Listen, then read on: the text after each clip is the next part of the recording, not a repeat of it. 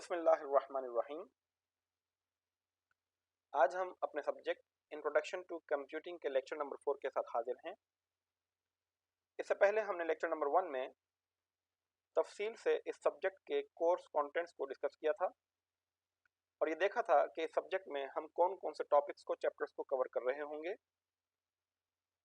Lecture number 2 में हमने course contents का बाकायदा आगाज करते हुए कंप्यूटर की डेफिनेशन को तफसील से डिस्कस किया था और ये देखा था कि कंप्यूटर के अहम अहम फीचर्स कौन से हैं, और हमने ये भी डिस्कस किया था कि कंप्यूटर बाकी तमाम इलेक्ट्रॉनिक डिवाइसेस से किस तरह से मुख्तलिफ है। लेक्चर 3 में हमने कंप्यूटर के मेजर कंपोनेंट सॉफ्टवेयर के बारे में तफसील से डिस्कस किया था कि सॉफ्टवेयर किसे कहते हैं और सॉफ्टवेयर की कौन कौन सी टाइप्स हैं। आज के इस वीडियो लेक्चर में हम ये देखेंगे कि कंप्यूटर की कौन कौन सी टाइप्स हैं और क्लासिफिकेशंस में कंप्यूटर को बाइफरकेट किया गया है। तो चलते हैं अपने टॉपिक की तरफ। पहले हम डिस्कस करेंगे कंप्यूटर की टाइप्स को, कि कंप्यूटर की कौन कौन सी टाइप्स होती हैं। जब हम बात करते हैं कंप्यूटर की टाइप्स की, तो पहला सवाल जो आपके जहन में आना चाहिए वो ये कि कंप्यूटर की टाइप्स के लिए कौन सा क्राइटेरिया सेट किया गया है कि जिसकी बेस पर आप कंप्यूटर की टाइप्स को डिफाइन कर रहे हैं। देखिए, हमारे पास इसके लिए दो डिफरेंट क्राइटेरियाज हैं। नंबर 1, आप कंप्यूटर को जो डेटा दे रहे हैं वो किस नौइयत का है, the type of input they accept. And number 2, वो जो डेटा आपने कंप्यूटर को दिया उस डेटा पर कंप्यूटर किस तरह से ऑपरेशन परफॉर्म कर रहा है, यानी प्रोसेसिंग मैकेनिज्म क्या है कंप्यूटर का। ये वो दो क्राइटेरिया हैं जिनकी बेस पर कंप्यूटर की टाइप्स को डिस्कस किया जाता है। यहां पर ये बात ध्यान रखिएगा कि कंप्यूटर की टाइप्स 3 है हमारे पास। एक है एनालॉग कंप्यूटर, दूसरा है डिजिटल कंप्यूटर और तीसरा है हाइब्रिड कंप्यूटर। यानी कंप्यूटर की 3 टाइप्स हैं। कंप्यूटर की टाइप्स को डिस्कस करने से पहले मैं यहाँ पर एक बात बिल्कुल वाज़ेह तौर पर बताता चलूँ कि अगर आपको मेरा लेक्चर नंबर 2 याद हो जिसमें हमने कंप्यूटर की डेफिनेशन को डिस्कस किया था, तो मैंने आपको बताया था कि कंप्यूटर के वर्डिंग मीनिंग क्या है, कैलकुलेटर के हैं। यानी कंप्यूटर लफ्ज़ के मायने क्या है, कैलकुलेटर। इसका मतलब यह है कि हर वो डिवाइस, हर वो मशीन जिसको हम कैलकुलेशन के लिए इस्तेमाल करते हो या किसी भी वैल्यू को मेजर करने के लिए इस्तेमाल कर रहे हो, वो कंप्यूटर ही है। ये अलग बात है कि वो कंप्यूटर की कोई खास किस्म हो सकती है, लेकिन बहरहाल उसे आप कंप्यूटर ही कहेंगे। जैसा कि मैं यहां पर एक सिंपल सी एग्जांपल देता हूं। अगर मैं ये कह रहा हूं कि हर वो मशीन जो किसी भी क्वांटिटी को, वैल्यू को मेजर करती हो, वो भी कंप्यूटर कहलाएगा। तो इसका मतलब ये है कि एक थर्मोमीटर जो आप अमूमी तौर पे अपना टेम्परेचर कैलकुलेट करने के लिए इस्तेमाल करते हैं, वो थर्मोमीटर भी एक कंप्यूटर ही है। क्यों? क्योंकि वो टेम्परेचर को कैलकुलेट कर रहा है या मेजर कर रहा है। तो इस डेफिनेशन के हिसाब से हमने, अगर ये डेफिनेशन आपकी समझ में आ गई है, तो हम आगे चलकर अपने इन एनालॉग कंप्यूटर्स को, डिजिटल कंप्यूटर्स को और हाइब्रिड कंप्यूटर्स को समझ सकते हैं। तो let's move forward. Analog computer किसे कहते हैं? Analog computer are used to process analog data. Analog data is of continuous nature and which is not discrete or separate. जैसा कि अभी हमने जिक्र किया था कि जब आप कंप्यूटर की टाइप्स की बात करते हैं तो टाइप डिपेंड करती है कि वो डेटा किस नौइयत का है जो डेटा कंप्यूटर को दिया जा रहा है, एक चीज। और दूसरी बात ये कि कंप्यूटर उस डेटा को कैसे प्रोसेस कर रहा है। अब एनालॉग कंप्यूटर की वो टाइप्स हैं जो असल में एनालॉग डेटा को प्रोसेस करते हैं। अब ये एनालॉग डेटा से क्या मुराद है? ऐसा डेटा जो कंटिन्यूअस फॉर्म में हो, जो मुसलसल अपनी स्टेट को चेंज कर रहा हो, जो कतई तौर पे अपनी स्टेट को सस्टेन ना कर रहा हो या किसी स्टेट पे स्टे ना कर रहा हो, रुक ना रहा हो, जंप ना कर रहा हो। अब आप कहेंगे कि इसका क्या मतलब है? मैं आपको समझाता हूं। देखिए, हम बात करते हैं टेम्परेचर की, राइट। मुझे बताइए कि जब आप थर्मोमीटर से, एक एनालॉग थर्मोमीटर से, ऐसा थर्मोमीटर जिसमें मरकरी यूज होता है और आप उसको अपनी जुबान के नीचे, मुंह में रखकर, जुबान के नीचे रख के आप अपना टेम्परेचर कैलकुलेट करते हैं, तो उसमें मरकरी कंटिन्यूअस बेसिस पे आगे बढ़ता है, मुसलसल आगे बढ़ता है, या एकदम से जंप करता है 98 पे, 100 पे, आप कहेंगे सर वो कंटिन्यूअस बेसिस पे मूव करता है। इसका मतलब ये हुआ कि वो थर्मोमीटर आपका एनालॉग कंप्यूटर है, क्योंकि वो कंटिन्यूअस बेसिस पे किसी वैल्यू को मेजर कर रहा है। लेकिन इसके अगेंस्ट में हमारे पास वो भी थर्मोमीटर्स हैं जो बराह रास्त टेम्परेचर को कैलकुलेट करते हैं इन डिजिटल फॉर्म। हम उसका जिक्र अभी कुछ देर के बाद करेंगे। तो यहां पर हमें यह पता चला कि वो मशीन्स जो किसी भी वैल्यू को, किसी भी डेटा को, किसी भी क्वांटिटी को कंटिन्यूअस बेसिस पे मेजर कर रही हों, उन्हें हम एनालॉग कंप्यूटर कहते हैं, जैसा कि प्रेशर गेज या थर्मोमीटर, इसी तरह से वेट मशीन, स्पीडोमीटर, आपकी रिस्ट वॉच, ये तमाम की तमाम मशीनें जिनमें अगर कोई भी वैल्यू कंटिन्यूअस बेसिस पे मेजर हो रही है तो हम उसे एनालॉग कंप्यूटर कह रहे हैं।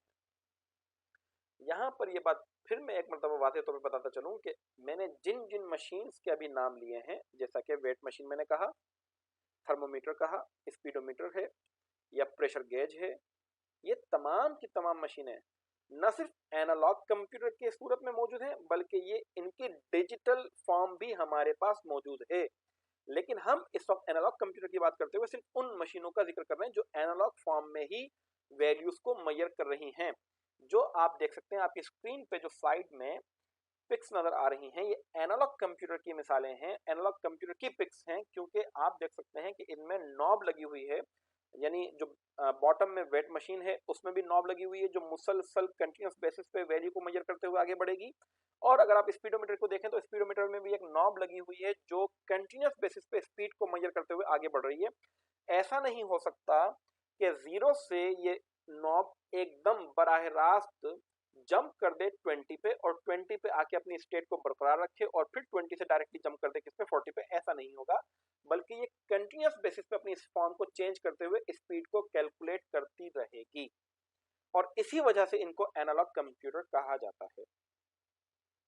जबकि आप अगर एनालॉग कंप्यूटर के लफ्ज को ही देख लें तो आपके जहन में एक और भी चीज आती होगी, दैट इज एनालॉग सिग्नल। तो आप एनालॉग सिग्नल के हवाले से अगर गौर करें तो ये ऐसे सिग्नल होते हैं जो कंटिन्यूअस बेसिस पे अपनी फॉर्म को चेंज कर रहे होते हैं।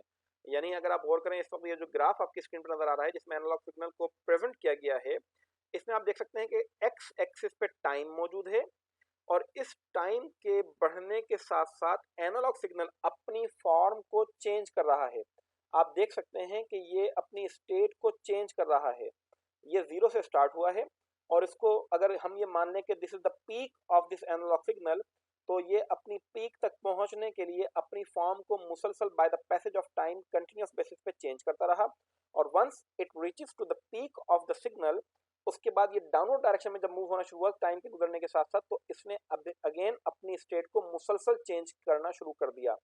ऐसा नहीं है कि ये पीक पर पहुंचने के बाद एक जगह पर आके सस्टेन कर जाए, रुक जाए, अपनी फॉर्म को एक जगह पर रोक दे, टाइम कुछ गुजर जाए उसके बाद इसमें चेंज आना शुरू हो, ऐसा हरगिज नहीं है।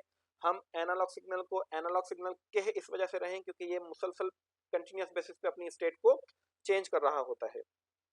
तो ये था एनालॉग कंप्यूटर और एनालॉग सिग्नल के हवाले से discussion.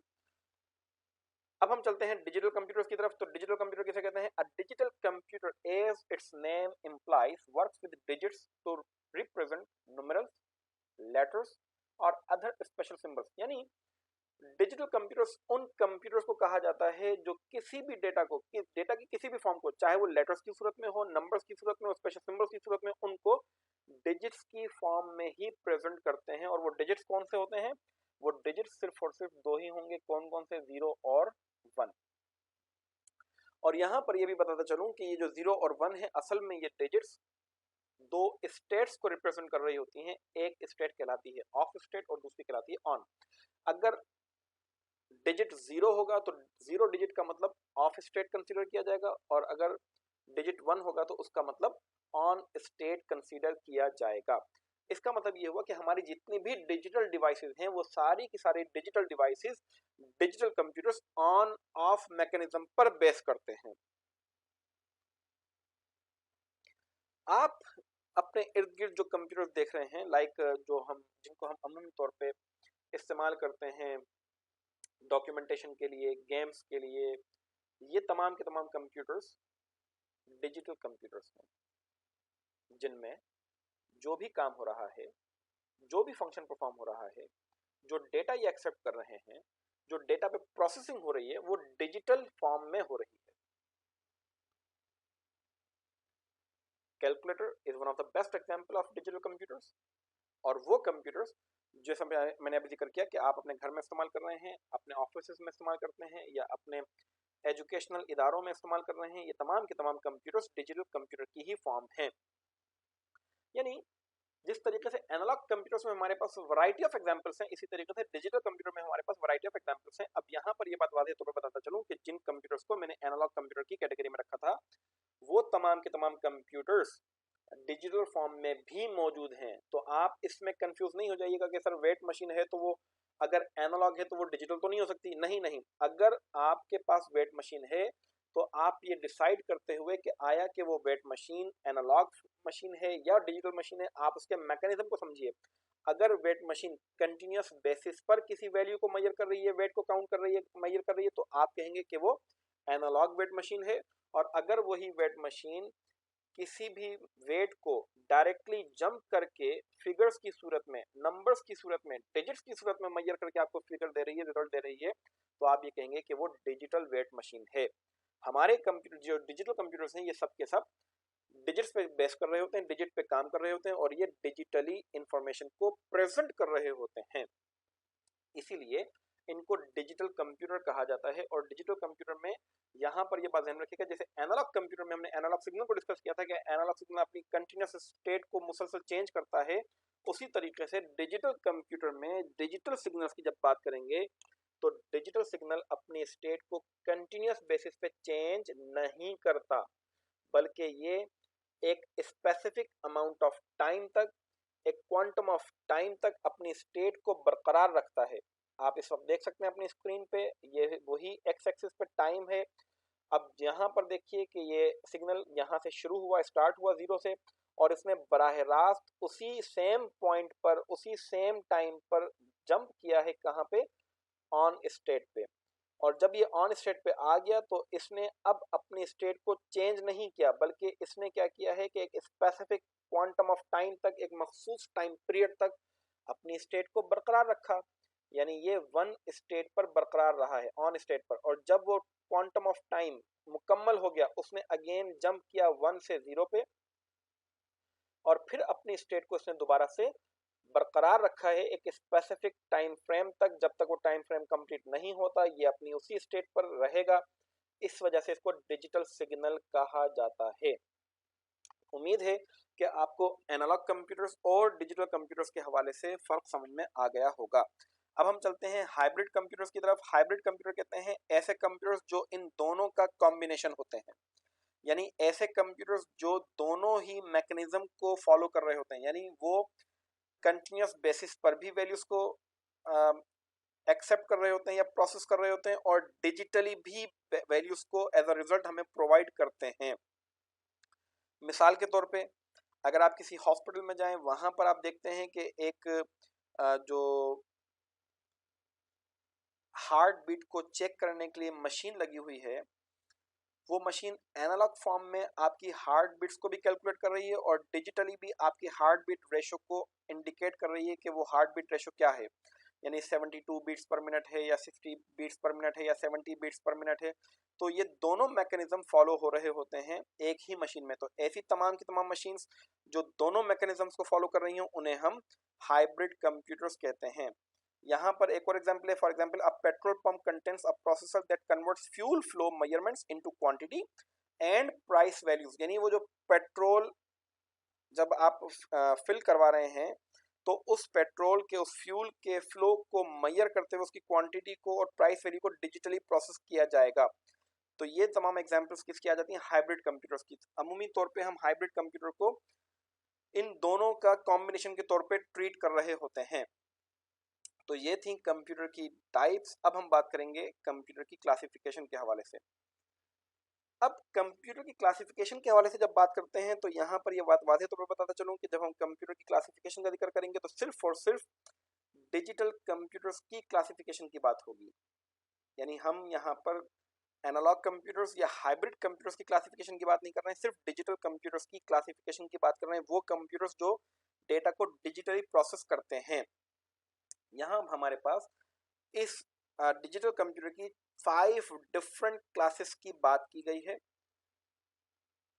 Number 1 super computers, number 2 main frame computers, number 3 mini computers, number 4 work station and number 5 micro computers.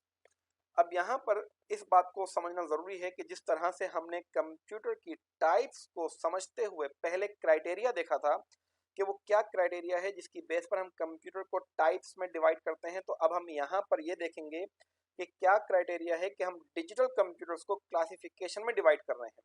तो क्राइटेरिया क्या है? Performance, number 1 performance in terms of speed,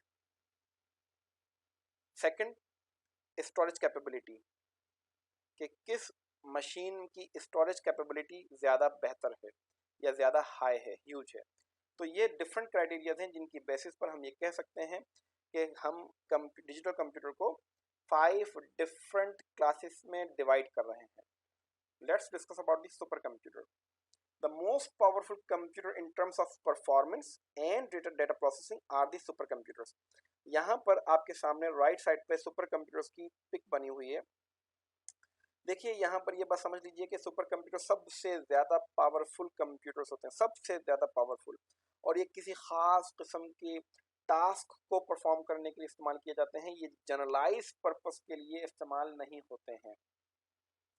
इनको इस्तेमाल कौन करता है? क्योंकि ये बहुत ज़्यादा एक्सपेंसिव होते हैं, तो बहुत कम इदारे इनको अफोर्ड कर सकते हैं। स्टेट अफोर्ड करती है या फिर कोई ऐसा इदारा जहाँ पर रिसर्च का काम हो रहा हो, लाइक नासा। पाकिस्तान में भी आपकी नॉलेज में हो शायद कि नस्ट जो है वो रिसर्च के लिए सुपर कंप्यूटर को यूज़ कर रहा है।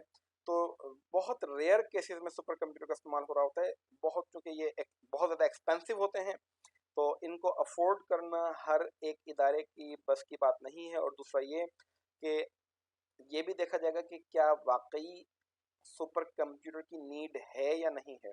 जैसा मैं आपको ऑलरेडी बता चुका हूँ कि ये trillions of operations, micro operations with in 1 second perform करते हैं। इतनी ज़्यादा हाई स्पीडी कंप्यूटर्स हैं ये, trillions of micro operations with in 1 second. Can you imagine? So this is all about the speed of supercomputers. Supercomputers are very expensive and very large in size. It can be accommodated in large air-conditioned rooms. Some supercomputers can span an entire building. ये ध्यान में रखिएगा कि इतने बड़े होते हैं कि पूरी एक बिल्डिंग को कवर कर लेते हैं, और इनमें से जब इनको यूज़ किया जाता है तो ये इतनी ज़्यादा हीट प्रोड्यूस करते हैं कि ज़रूरी है इनको कम्प्लीटली एयर कंडीशनड रूम के अंदर ही अकोमोडेट किया जाए। और दूसरी बात मैं आपको यहाँ पर ये बता चुका हूँ कि सुपर कंप्यूटर को हम कहाँ इस्तेमाल करते हैं। सुपर कंप्यूटर को इस्तेमाल करते हैं हम सिर्फ और सिर्फ खास मकासद के लिए, जैसा कि रिसर्च वर्क है, डिफेंस है, वेदर फोरकास्टिंग है। इस किस्म के पर्पसेस के लिए सुपर कंप्यूटर को इस्तेमाल किया जाता है। अमूमी तौर पे जिन टास्क को मैं और आप परफॉर्म कर रहे होते हैं, इनके लिए सुपर कंप्यूटर की कतई तौर पे कोई ज़रूरत नहीं है। उसके बाद जो दूसरी कैटेगरी आती है, या दूसरी जो हमारे पास, अच्छा, here are the some names of supercomputers like space exploration, earthquake studies, weather forecasting, nuclear weapon testing. These are the some different areas where supercomputers being used. उसके बाद हम बात करेंगे मेन फ्रेम कंप्यूटर्स की। अब मेन फ्रेम कंप्यूटर किसे कहते हैं?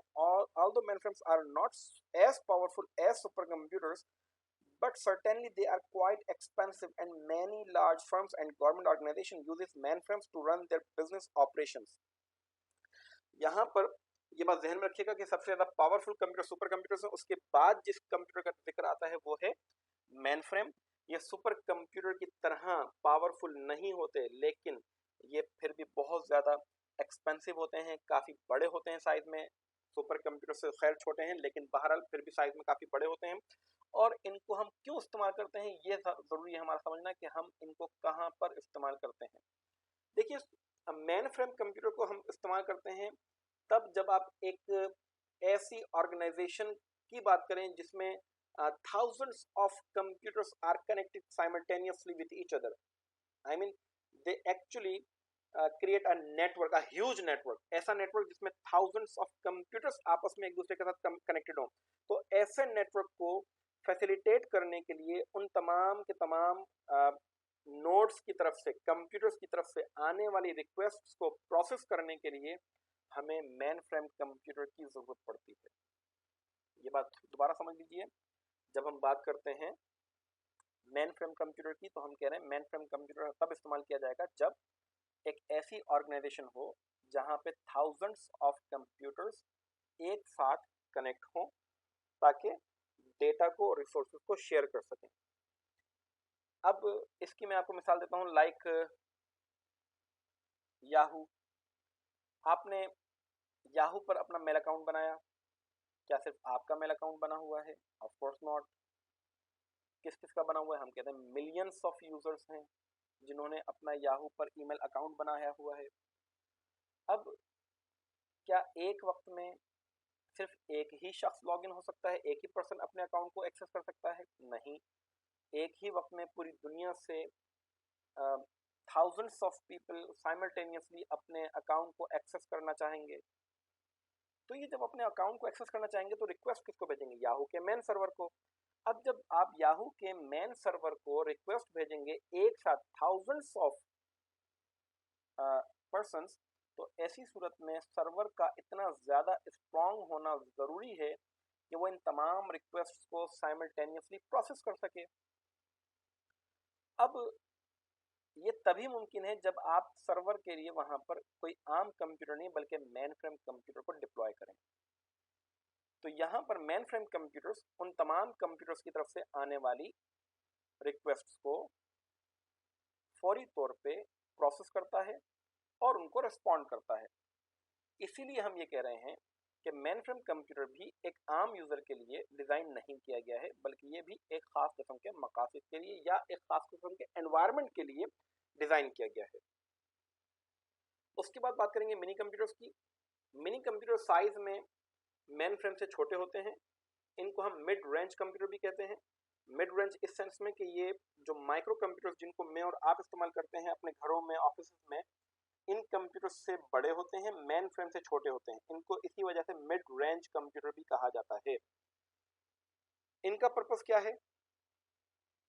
इनका पर्पस भी मेन फ्रेम कंप्यूटर की तरह का ही है, जहां पर थाउजेंड्स ऑफ सिस्टम्स तो नहीं लेकिन हंड्रेड्स ऑफ सिस्टम्स अगर आपस में कनेक्टेड हों तो वहां पर आपको जरूरत महसूस होती है कि आप वहां पर मिनी कंप्यूटर को एज अ सर्वर डिप्लॉय करें ताकि ये भी हंड्रेड्स ऑफ कंप्यूटर्स की तरफ से आने वाली रिक्वेस्ट्स को प्रोसेस कर सके। तो ये ऑलमोस्ट इसका पर्पस मेन फ्रेम की तरह का है, लेकिन कैपेबिलिटी के एतबार से ये मेन फ्रेम के मुकाबले में लेस परफॉर्मेंस रखता है, मगर माइक्रो कंप्यूटर से ये काफी बेहतर परफॉर्मेंस प्रोवाइड करता है। उसके बाद आते हैं वर्क स्टेशन। ये वर्क स्टेशन क्या है? ये असल में सिंगल यूजर कंप्यूटर होता है। सिंगल यूजर यानी ये एक यूजर के लिए डिजाइन किए गए होते हैं, लेकिन किसी खास टास्क के लिए इनको डिजाइन किया जाता है। किसी स्पेसिफिक साइंटिफिक एप्लीकेशन या टेक्निकल एप्लीकेशन को डिजाइन करने के लिए इन वर्क स्टेशन को यूज किया जाता है। इनकी जो परफॉर्मेंस कैपेबिलिटी है ये माइक्रो कंप्यूटर के मुकाबले में ज़्यादा है। माइक्रो कंप्यूटर में किसे कह रहा हूँ? वो कंप्यूटर जिसे मैं और आप इस्तेमाल करते हैं, यानी अपने घरों में, अपने ऑफिस में, अपने एजुकेशन इंस्टीट्यूशंस के अंदर जिन कंप्यूटर को हम यूज़ करते हैं ये उससे कहीं ज़्यादा पावरफुल कंप्यूटर है। लेकिन ऐसा नहीं है कि इसके स्ट्रॉन्ग होने की वजह से आप इसको कंपेयर करना शुरू कर दें मिनी कंप्यूटर के साथ। नहीं नहीं, work station single user computer है। मिनी कंप्यूटर को हम यूज करते हैं एज अ सर्वर, जहां पे hundreds of computer simultaneously connect होते हैं। Keep in mind. तो ये खास किस्म की एप्लीकेशन को डिजाइन करने के लिए, साइंटिफिक एप्लीकेशन को या ग्राफिकल, हाईली ग्राफिकल एप्लीकेशन को डिजाइन करने के लिए वर्क स्टेशन यूज किए जाते हैं। होते बिल्कुल डेस्कटॉप पीसीस की तरह से हैं, लेकिन बहरहाल पावरफुल होते हैं। Workstation, a high performance computer system that is basically designed for a single user and has advanced graphic capabilities, large storage capacity, and a powerful microprocessor. A workstation is more capable than a personal computer but is less advanced than a mid-range computer, जिसको हम mini computer कह रहे हैं। और mini computer computer के लिए यहाँ पर एक छोटी सी डिस्क्रिप्शन भी दी गई है मिनी कंप्यूटर के हवाले से, which can manage a large network of peripheral pieces और work station and handle immense data processing and reporting task. ये जो बात की गई है ये मिड रेंज कंप्यूटर के हवाले से की गई है। ऐसा मत समझिएगा कि ये बात हम वर्क स्टेशन के हवाले से कर रहे हैं। यहाँ पर डेफिनेशन में जो बात की गई है वो ये कही गई है, a work station is more capable than a personal computer but is less advance than a mid range computer. तो अब मिड रेंज कंप्यूटर से अगर लेस एडवांस है तो फिर वो मिड रेंज कंप्यूटर के हवाले से डिस्क्रिप्शन दे दी गई है ब्रैकेट में। उसके बाद हम बात करते हैं माइक्रो कंप्यूटर्स की। तो माइक्रो कंप्यूटर के हवाले से आप सब जानते हैं अच्छे तरीके से कि वो तमाम कंप्यूटर्स जो मैं और आप अमूमी तौर पे इस्तेमाल कर रहे होते हैं, इनको हम पीसी भी कहते हैं, यानी personal computer. It can be defined as a small, relatively inexpensive computer designed for an individual user. Individual user के लिए डिजाइन किए गए हैं पर्सनल कंप्यूटर्स हैं। All are based on the microprocessor technology that enables manufacturers to put an entire CPU on one chip. यानी इसमें जो पूरा का पूरा CPU है वो एक चिप के अंदर assembled होता है। अब ये अलग बात है कि माइक्रो कंप्यूटर भी हमारे पास मुख्तलिफ फॉर्म्स में मुख्तलिफ साइजेस में अवेलेबल हैं। जैसा कि आपने देखा है कि भाई हमारे पास अमूमी तौर पे घरों में या ऑफिस में डेस्कटॉप कंप्यूटर्स यूज होते हैं, लेकिन साथ साथ लैपटॉप्स भी आपके पास होंगे। लैपटॉप आपने देखे भी होंगे। तो लैपटॉप इटसेल्फ माइक्रो कंप्यूटर की ही कैटेगरी में आता है। डेस्कटॉप कंप्यूटर भी माइक्रो कंप्यूटर है, लैपटॉप कंप्यूटर भी माइक्रो कंप्यूटर। और सिर्फ लैपटॉप नहीं, tablet PCs, hand held PCs, जिसको आप स्मार्ट यानी आपके जितने स्मार्टफोन्स हैं, टैबलेट्स हैं या इसी तरीके से पीडीएस हैं, ये सब के सब, पीडीए किसे कहते हैं? पर्सनल डिजिटल असिस्टेंट को। ये भी एक डिवाइस ही होती है, छोटी सी डिवाइस है जिसको आप हथेली पे रख के अपने हाथ पे रखकर ऑपरेट कर सकते हैं डिजिटली। तो ये भी आपका माइक्रो कंप्यूटर की कैटेगरी में ही आती है। ये सारे के सारे हमारे पास माइक्रो कंप्यूटर्स हैं और हम इनको इस्तेमाल क्यों करते हैं? डिफरेंट पर्पस के लिए। यानी ये जनरल पर्पस कंप्यूटर्स हैं, ये किसी खास टास्क को परफॉर्म करने के लिए डिजाइन नहीं किए गए हैं। ये देखें आप कि आप इसमें कैलकुलेशन कर सकते हैं, इंटरटेनमेंट के लिए यूज कर सकते हैं, गेम्स के लिए यूज कर सकते हैं, आप मूवीज वॉच कर सकते हैं, म्यूजिक सुन सकते हैं, कम्युनिकेशन कर सकते हैं। यानी आप एक नहीं कई कई टास्क परफॉर्म कर रहे हैं माइक्रो कंप्यूटर पे। और अगर आप देखें तो यहाँ पर मैंने कुछ माइक्रो कंप्यूटर्स की यहाँ पे पिक्स दी हुई हैं, जैसे कि आप देख सकते हैं डेस्कटॉप पीसी है, लैपटॉप है, आपके सामने पीडीए मौजूद है, हैंड हेल्ड जिसको हम कह सकते हैं हैंड हेल्ड पीसी। इसी तरीके से आपके सामने स्मार्टफोन मौजूद है, आपके पास रिस्टटॉप मौजूद है। रिस्टटॉप कहते हैं ऐसा कंप्यूटर जो आपकी कलाई पर भी आ जाए। डेस्कटॉप जिसको आप डेस्क पे रखकर ऑपरेट करें, लैपटॉप जिसको आप अपनी गोद में रख के ऑपरेट करें, पाम टॉप जिसे आप अपनी हथेली पे रख के ऑपरेट करें, जिसको हम हैंड हेल्ड पीसी भी कहते हैं। जो स्मार्टफोन है, पीडीए है, ये सारे हैंड हेल्ड पीसी या ये सब हैंड हेल्ड की कैटेगरी में आते हैं। इसी तरीके से रिस्ट टॉप कहते हैं वो कंप्यूटर जो आप अपनी कलाई पर घड़ी की तरह से, वॉच की तरह से बांध सकें और उसको यूज कर सकें, जैसे कि स्मार्ट बैंड्स हैं या आपके स्मार्ट वॉचेस हैं वगैरह वगैरह। तो these all computers are considered as the micro computer. ये सब माइक्रो कंप्यूटर की रेंज में आते हैं। तो ये था हमारा आज का टॉपिक जिसको हमने तफसील से डिस्कस किया है कि कंप्यूटर की टाइप्स कौन सी हैं, कंप्यूटर की क्लासिफिकेशंस में हमने किन किन कंप्यूटर्स का जिक्र किया है, ये हमने तफसील से देख लिया। अगर अब भी आपके जहन में कोई सवाल है, कोई कंफ्यूजन है, कोई क्वेश्चन है, कोई क्यूरी है, तो आप मुझसे किसी भी वक्त मेरे ईमेल एड्रेस पे मुझे क्यूरी सेंड कर सकते हैं और इस वीडियो के कमेंट सेक्शन में भी आप कमेंट कर सकते हैं, अपना क्वेश्चन रेज कर सकते हैं। यहाँ पर यह बात भी बताता चलूँ कि आप तमाम स्टूडेंट्स से मैं ये कहूँगा कि आप अगर वीडियो देख रहे हैं और ये वीडियो अगर आपको पसंद आ रही है तो उनको लाइक भी ज़रूर कीजिएगा, प्लस में अपना वैल्यूएबल फीडबैक ज़रूर दीजिएगा। अगर आपके जहन में कोई भी क्यूरी नहीं है, कोई सवाल नहीं है, तब भी आप अपना वैल्यूएबल फीडबैक ज़रूर दीजिए कि आप इन वीडियो से सीख रहे हैं या नहीं सीख रहे हैं, टॉपिक्स को जो एक्सप्लेन किया गया है वो बेहतर तरीके से एक्सप्लेन किया गया है या नहीं, आवाज़ आपको क्लियर सुनाई दे रही है या नहीं। और मैं जो आज की वीडियो में मैंने थोड़ा खुद भी ये जानते पूछते यानी डेलिबरेटली स्पीडीली लेक्चर डिलीवर किया है, क्योंकि मुझसे पहले कुछ स्टूडेंट्स ने ये कहा था कि सर लेक्चर का जो पेस है वो थोड़ा सा स्लो है। तो आज के लेक्चर में मैंने काफ़ी जो है वो पेस को थोड़ा सा ग्रूम किया है, थोड़ा फास्ट लेके चला हूँ। अगर आप इस पेस के साथ कंफर्टेबल हैं तो ये भी फीडबैक में मुझे बताइएगा। आपका फीडबैक मेरे लिए इंतहाई ज़रूरी है ताकि मैं जान सकूं कि मेरी इन वीडियो से आपको फ़ायदा हो रहा है या नहीं हो रहा। हम इंशाल्लाह अपने अगले टॉपिक के साथ बहुत जल्द हाजिर होंगे, तब तक के अपना ख्याल रखिएगा। अल्लाह हाफिज़।